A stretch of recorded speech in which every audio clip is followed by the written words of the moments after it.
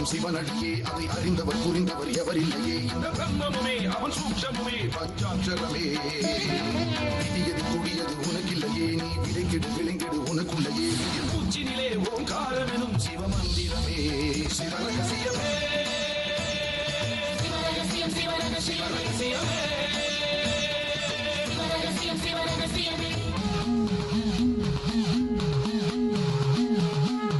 காத்தலும் அழித்தலும் படைத்தலும் எவனோ அவனே, நிற்பதும் நடப்பதும் பறப்பதும் அவன்தான் சிவனே. சித்தர்கள் மொத்தமும் யுத்தமாய் ஏற்றிடும் தவமே, வித்தர்கள் சித்தமும் கலங்கிட மாற்றிடும் சிவமே. பூமி காத்தான் பட்டியை காத்திடும் ரசமணி ஈசன் சிவனே. வாழ்படும் மக்கள் வாழ்வினில் அறம்பட வழிபட வாழ்ந்திடும் சிவனே. அம்பை உடுக்கை உருட்டும் சத்தம் பெறுவான், கொண்டு வெகுந்து காக்க வருவான். கங்கை கொண்டு சூலம் ஏந்தும் இவர் அபிராமி கொண்ட உலகம் போற்றும் சிவனே. ஓம் நம சிவாய. எல்லா உலகமும் எல்லா உயிர்களும் எல்லா பொருள்களும் எண்ணறிய வல்லாளன் ஆதி பரம சிவனது சொல்லால் ஆகுமே கோனாரே. வானியல் போல வயங்கும் பிரமமே சூனியம் என்றறிந்து எந்தாக்கால் ஊனியல் ஆவிக்கு ஒரு கதி இல்லை என்று ஓர்ந்து கொள்ளுவீர் நீர் கோனாரே. இடைக்காட்டு சித்தர். உள்ளாளனே, இந்த இடத்தை கண்மூடி தியானித்துப்பார்.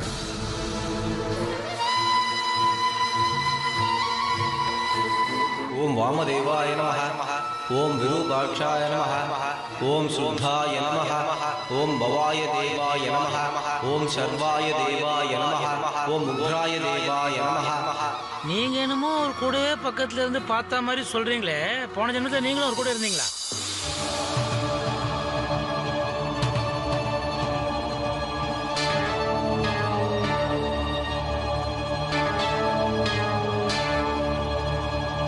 விக்ரமன் வீரச்சித்தராக மாறி மறைந்திருக்கும் நம்மை ஊடுருவி பார்க்க முயல்கிறார். அவர் பார்வையில் நாம் இப்போது படவே கூடாது.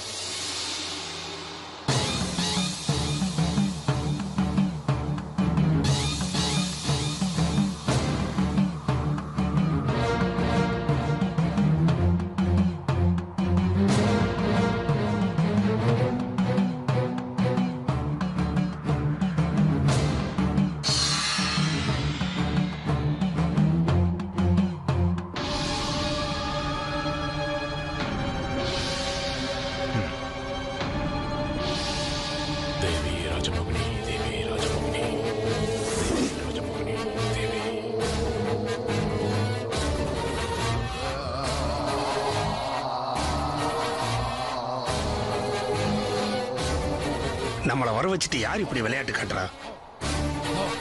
இதுக்கு பின்னாடி ஏதாவது சதிவேல இருக்குமா?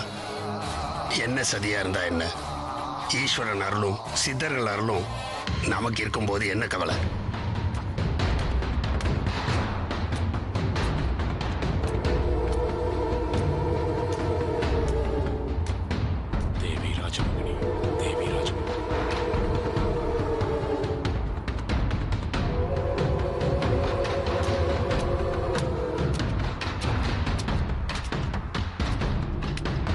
போய்விட்டார். அவர் கண்ணில் நாம் பட்டிருந்தால் அவரை எதற்காக வரவைத்தோம் என்ற விஷயமும் அவருக்கு தெரிந்திருக்கும்.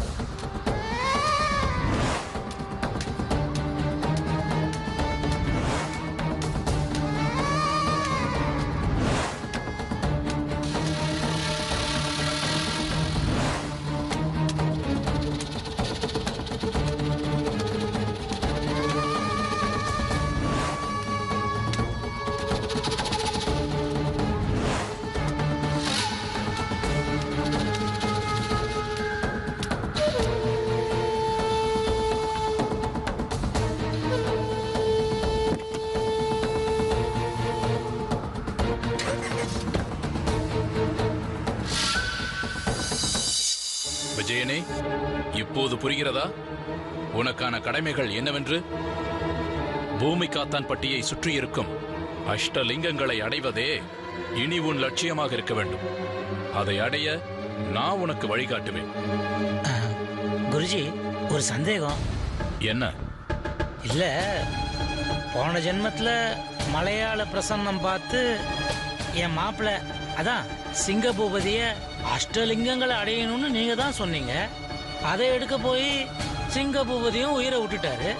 இப்போ இந்த ஜென்மத்திலையும் அவரை துரத்திக்கிட்டு வந்து அஷ்டலிங்கங்களை அடைஞ்சே தீரணும்னு சொன்னா என் மாப்பிள்ள உயிருக்கு ஆபத்து வந்துடாது? ஆபத்து வரும். வந்தால் எனக்கு என்ன? அவன் மூலமாக அந்த அஷ்டலிங்கங்களை நான் அடைவதுதானே என் லட்சியம். என்ன இந்த கேள்விக்கு இவ்வளவு டீப்பா யோசிக்கிறாரு? கணேஷா, நல்ல கேள்வி கேட்டாய். அந்த பிறவியில் சிங்க பூபதிக்கு காவலாக இருந்த கோட்டை லிங்கம் இப்போது நம்பசமாகிவிட்டது. இனி விஜயனை அசைக்க யாராலும் முடியாது. அப்படின்னா ஓகே. இன்னொரு சந்தேகம் குருஜி. என்ன? சிங்க பூபதிக்கு அஷ்டலிங்கங்களை அடைய முடியாத ஏக்கம், அதனால என் மாப்பிள்ளை விஜயா மறுஜன்மம் எடுத்து வந்திருக்காரு. That's okay. நீங்களும் மறுஜன்மம் எடுத்து வந்திருக்கீங்களே, அதுக்கு என்ன காரணம்? அஷ்டலிங்கங்களை அடைந்து இந்த லோகத்தை ஆள வேண்டும் என்ற உண்மையான ஏக்கம் எனக்குத்தானடா. விஜயன் மூலமாக அவற்றை அடையவே இப்பிறவி எடுத்து வந்துள்ளேன். இன்னும் எல்லா கேள்விக்கும் ரொம்ப டைம் எடுத்துக்கிறாரு. கணேஷா, என் மன்னனின் ஆசையை பூர்த்தி செய்ய வேண்டியது இந்த ராஜகுருவின் கடமை அல்லவா? அதனாலேயே இந்த ஜென்மம் எடுத்துள்ளேன். உன் சந்தேகம் தீர்ந்ததா? தொண ஏதாவது கேட்டுக்கிட்டு இருக்காதீங்க சுவாமிஜி. அடுத்தது நம்ம என்ன செய்யணும்?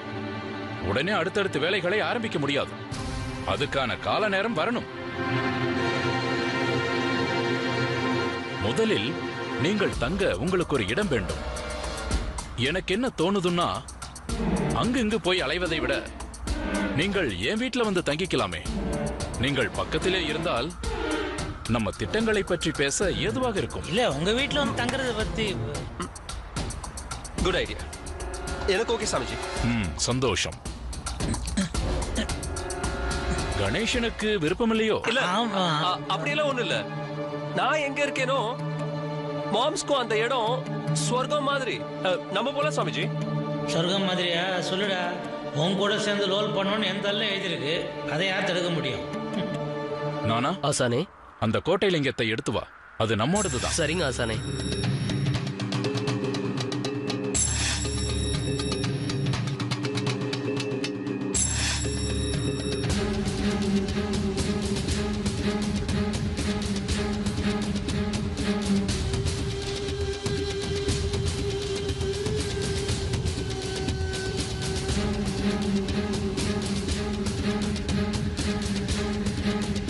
விஜயனே, நம்ம போலாம்.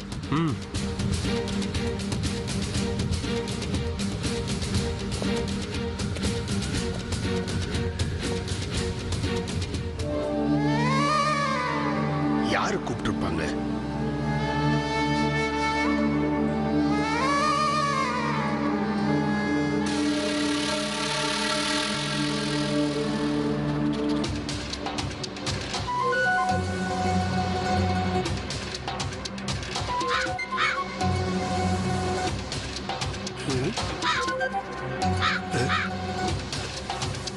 தம்பி, வண்டியை கொஞ்சம் ஓரம் பண்ணிருக்கீங்க.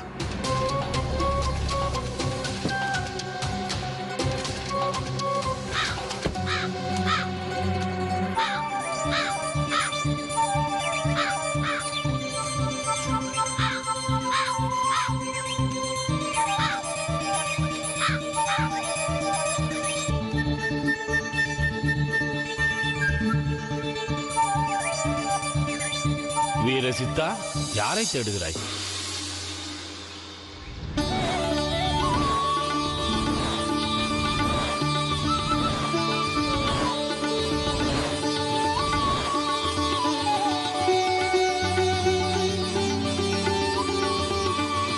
சித்தர் சாமிங்களா? வணக்கம் சாமி. சிவாய நமோ. சாமி, உங்களை பத்தி எல்லாரும் சொல்ல கேட்டிருக்கேன். உங்களை தரிசிக்கிற பாக்கியம் இன்னைக்கு தான் எனக்கு கிடைச்சது. அதுவும் நீங்களே என்ன தேடி வந்திருக்கீங்க. நான் என்ன ஒரு பாக்கியம் செஞ்சிருக்கணும்? விக்ரமா, உன்னோட முற்பிறவியில நீயும் ஒரு சித்தர் தானே? வீர சித்தன். அப்போ அஷ்டலிங்கங்களை காப்பாத்த உன் உயிரை கொடுத்த. இப்பவும் அதே கடமையோட இந்த பிறவி எடுத்திருக்க. ஏற்கனவே விபூதி சித்தரோட ஆசி உனக்கு இருக்கு. என்னோட ஆசியும் உனக்கு முழுமையா இருக்கும். சித்தர்கள் தவம் இருக்க வனத்துக்கு போயிருக்கிற இந்த நேரத்துல பூமி காத்தாம்பட்டியை காப்பாத்துற கடமை நமக்கு இருக்கு. விபூதி சித்தர் தவம் முடிஞ்சு திரும்புற வரைக்கும் நான் உன்னை வழி நடத்துவேன். நீ செய்து முடிக்க வேண்டிய காரியங்கள் நிறைய இருக்கு. நீங்க சொல்ற எதையும் செய்ய நான் தயாரா இருக்கேன் சாமி. விக்ரமா, நீ இப்ப எங்க போயிட்டு வரேன்னு உனக்கு தெரியுமா? என்னோட முற்பிறப்பு பேரை சொல்லி யாரோ என்னை கூப்பிட்ட மாதிரி ஒரு உணர்வு வந்து கிளம்பி போனேன். போன இடத்துல ஒரு கோட்டை இருந்தது. அங்க பூஜை செஞ்சு முடிச்ச நிலையில ஒரு லிங்கம் இருந்ததை பார்த்தேன். என்னை வர வச்சது யாருன்னு அந்த கோட்டையில யாராவது இருக்காங்களான்னு தேடி பார்த்தேன். வீரச்சித்தனா ஊடுருவி பார்த்தோம். யாரும் இருக்கிறதா என் பார்வைக்கு தெரியல. யாரா இருக்குன்ற யோசனையோட தான் திரும்பி வந்துகிட்டு இருந்தேன். விக்ரமா, அந்த கோட்டையை பார்த்தும் உனக்கு எந்த ஞாபகமும் வரலையா? இல்ல சாமி. அந்த கோட்டை விக்ரமசிங்கபுர கோட்டை. விக்ரமசிங்கபுரம்? அந்த கோட்டை சிங்கபூபதியோட கோட்டை. இப்ப புரியுதா உன்னை யார் அங்க வர வச்சாங்கன்னு? சிங்கபூபதியா? உன்ன மாதிரியே மறுபிறவி எடுத்து வந்திருக்கிற சிங்கபூபதி. என்ன? சிங்கபூபதி மறுபிறப்பு எடுத்து வந்திருக்கானா? ஆமா, அதனால தான் நான் சொன்னேன், இப்பவும் அஷ்டலிங்கங்களை காக்கிற கடமை உனக்கு இருக்குன்னு. நீ ஏன் பூமி காத்தாம்பட்டியை தேடி வந்தேங்கிறதுக்கும் விபூதி சித்தர் உனக்கு ஏன் தீட்சை கொடுத்தாருங்கிறதுக்கும் காரணம் இப்ப உனக்கு புரியுதா?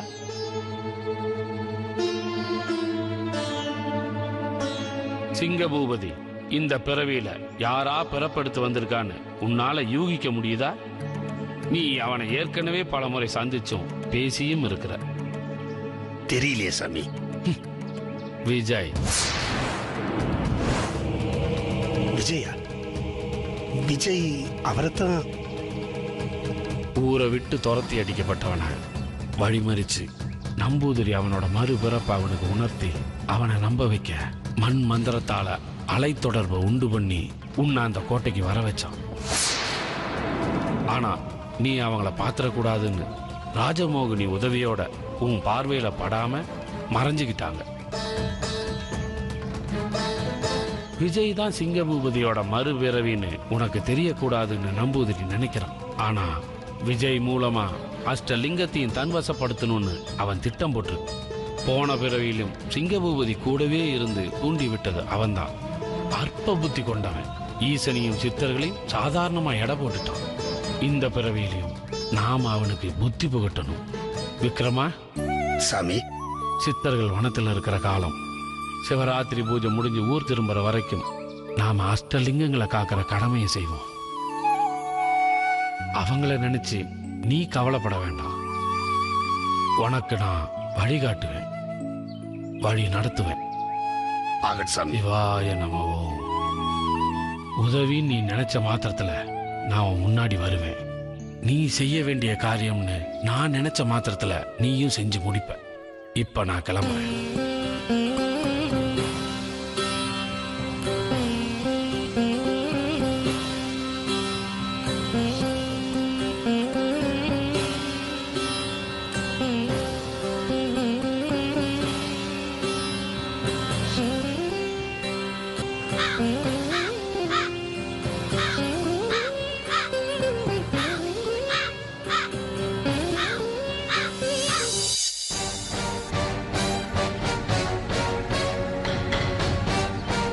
விஜய் தான் சிங்கபூபதியா? ஊரை விட்டு போனாலும் திரும்பி வருவேன்னு நீ சொல்லிட்டு போனதா சொன்னாங்க. அப்படின்னா இனிமே தான் உன்னால அந்த ஊருக்கு பெரிய சோதனை காத்திருக்கு. வா சிங்கபூபதி, வா. உன்னோட வரவை எதிர்பார்த்து காத்திருப்பேன். சீக்கிரம் வா.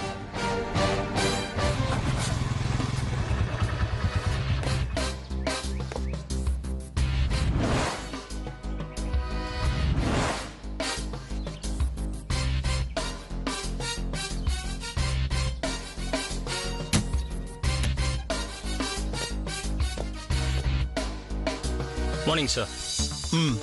குணா, உன்னை எதுக்கா உடனே வர சொன்னேன்னா, ராணியையும் காளியையும் பூமிகத்தாம்பட்டிங்கிற வில்லேஜ்க்கு அனுப்பிச்சேன்னு உனக்கு தெரியும். ராணியால சாதிக்க முடியாத தான் சாதிச்சு காட்டுறேன்னு சொல்லிட்டு போன காளி என்ன ஆனானே தெரியல. அவனும் எனக்கு ஃபோன் பண்ணல, நான் பண்ணாலும் எடுக்க மாட்டேங்கிறான். ராணிக்கு பண்ணா ரிங் போச்சு, எடுக்கல. மறுபடியும் பண்ணா ஸ்விட்ச் ஆஃப்னு வருது. சோ அவன் என்னோட காலை அவாய்ட் பண்றான்னு தெரியுது. அங்க போனதுக்கு அப்புறம் காளியும் இப்படி மாறிடுவான்னு நினைக்கவே இல்லை. எனக்கு என்ன சந்தேகம்னா, அவங்க 2 பேரும் ஒண்ணு சேர்ந்து எனக்கு எதிராக சதி பண்றாங்களோன்னு தோணுது. குணா, நீ உடனே அந்த ஊருக்கு போ. ராணி காளி 2 பேரும் அப்படியே கொத்தா புடிச்சு தூக்கிட்டு வந்து என் மேலே நீ நிப்பாட்டணும். துணைக்கு வேணா 2 பேரும் நீ கூட்டு போ. ஆனா அவங்களை என்கிட்ட கொண்டு வந்து சேர்க்கணும். இதுக்காகத்தான் உன்னை வர சொன்னேன். நான் எப்ப கிளம்பணும்? இன்னைக்கே. காளி எங்க தங்கியிருக்கான்னு எனக்கு தெரியாது. ஆனா ராணி அந்த ஊர்ல ஆர்கியாலஜிஸ்ட் விக்ரமன் வீட்டுல வேலை செய்யறா. நீ போன் எதுவும் பண்ணாம திடீர்னு அங்க போய் அவ முன்னாடி நில்லு. அப்படியே கோழி அமுக்கிற மாதிரி அவங்களை அமுக்கி பிடிச்சு தூக்கிட்டு வந்துரு. அவளை வச்ச காளி எங்க இருக்கான்னு தெரிஞ்சுக்கிட்டு அவளையும் தூக்கிட்டு வந்துரு. என்கிட்டயே வேலை காட்டுறாங்கன்னா அவங்கள டோன்ட் வரி சார், என்கிட்ட சொல்லிட்டீங்கல்ல, இனி நான் பாத்துக்கிறேன்.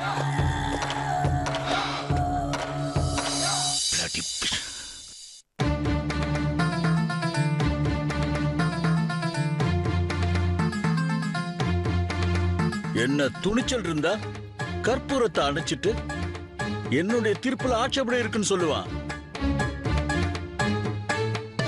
சாஸ்திர சம்பிரதாயங்களுக்கெல்லாம் அவனுக்கு நாம் விளக்கம் சொல்லணுமா? சொல்லலன்னா கதவை உடைப்பானா, செவியேறி குதிப்பானா, சித்தர்களை மதிப்பானா? ஆனா அவங்க போட்ட கட்டுப்பாட்டை மட்டும் மதிக்க மாட்டானா? அத்தனை பேர் முன்னாலையும் என் தீர்ப்புக்கு கேள்வி கேட்கிறவன் நாளைக்கு எதுக்கும் துணிஞ்சிருவான்ல. உன்னை பொண்ணு கேட்டு வரேன்னு போனானே, இன்னைக்கே இப்படி பேசுறவன் நாளைக்கு உன்னை கட்டி கொடுத்தா எப்படியெல்லாம் பேசுவான்னு யாருக்கு தெரியும்? அப்பா, அவசரப்பட்டு இப்பவே இப்படி ஒரு முடிவுக்கு நீங்க வர வேண்டாம். அதுக்காக கண்ணன் பேசினது நான் சரின்னு சொல்லலப்பா. ஊர் தலைவர் நம்ம ஊர் நல்லா இருக்கணுங்கிறதுக்காக ஒரு முடிவெடுக்கிறப்போ ஜனங்க அதுக்கு ஒத்துழைப்பு கொடுக்கணும். ஏதாவது ஆட்சேபனை இருந்தா அது தனியா வந்து சொல்லிருக்கலாம். தன் மனசுக்கு தப்புன்னு பட்டத பட்டுன்னு உடைச்ச மாதிரி பேசுவாருப்பா. மத்தபடி அவரு ரொம்ப நல்லவருப்பா. ஒருத்தன் நல்லவனா இருந்தா மட்டும் போதாதுமா. விஜய் தம்பி காரியவாதி. தேவைன்னா கோயிலுக்குள்ள வருவாரு, சாமியை கும்பிட்டு நெத்தில விபூதியும் பூசிக்குவாரு. தேவையில்லைன்னா சாமிய துச்சமாவும் பேசுவாரு. ஆனா கண்ண சாமியே இல்லைன்னு சொல்றவன் கோயிலுக்குள்ளே வரமாட்டான். அவனுக்கு இந்த பௌர்ணமி பூஜை ஏன் பண்றாங்கன்னு நான் சொல்லணுமா?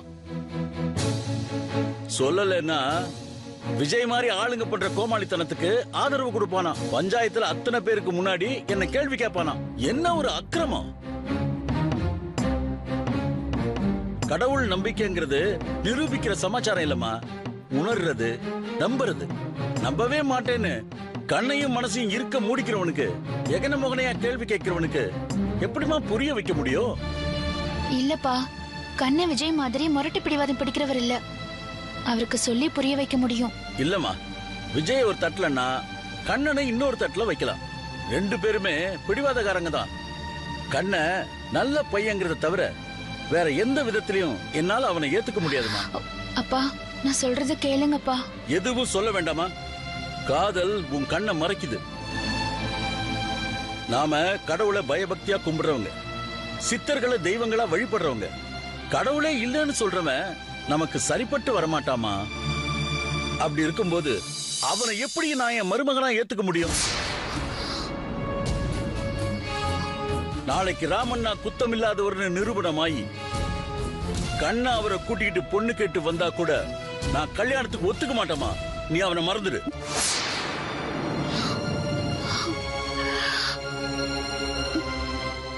கண்ணனுக்கு எதுக்கு இந்த வேண்டாத வேலை?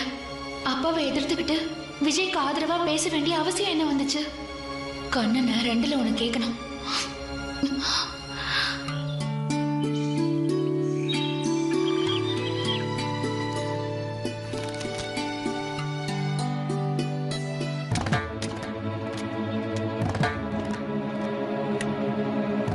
தம்பி எங்கடி?